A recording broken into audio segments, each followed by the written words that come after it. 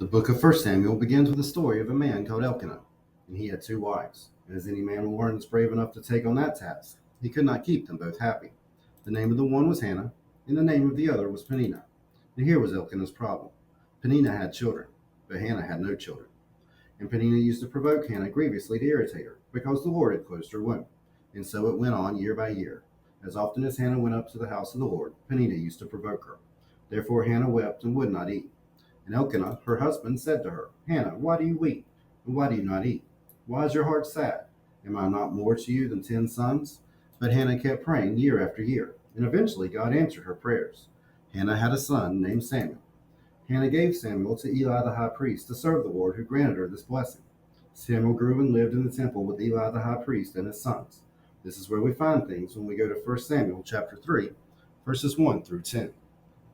Now the boy Samuel was ministering to the Lord in the presence of Eli, and the word of the Lord was rare in those days. There was no frequent vision. At that time Eli, whose eyesight had begun to grow dim so that he could not see, was lying down in his own place.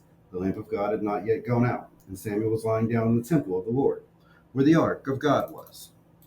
And the Lord called, Samuel. And he said, Here I am, and ran to Eli and said, Here I am, for you called me. But Eli said, I did not call. Lie down. So he went and lay down.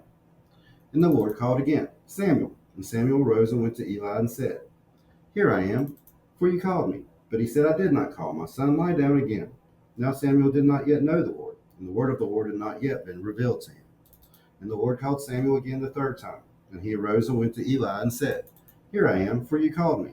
Then Eli perceived it was the Lord calling the boy. Therefore Eli said to Samuel, Go lie down, and if he calls you, you say, Speak, Lord, for your servant hears. So Samuel went and lay down in his place. And the Lord came and stood, standing as at other times, Samuel, Samuel. And Samuel said, Speak, for your servant hears. Ever had that thought or voice in your head that just keeps telling you something? That eerie feeling deep inside that something's wrong, or a peaceful feeling that something you're considering feels right? How about a feeling deep inside that you're not alone, when you know you are? We Christians believe this is the Spirit of God, calling you, leading you. Perhaps you're not a devout Christian. Why would Jesus be calling me, you'd ask? Well, it doesn't matter to him what you've done, or believed, or what the world thinks of you. It doesn't matter what Christians think of you. The next time you feel that presence, gently answer, Yes, Lord, your servant hears. And a whole new life you never expected could unfold before your eyes, like it did for young Samuel in our story. He would go on to dine with kings and become one of the most famous men in the Bible. Jesus is still alive and active and forgiving, so answer when he calls. Millions who have done so will testify that it's worth it.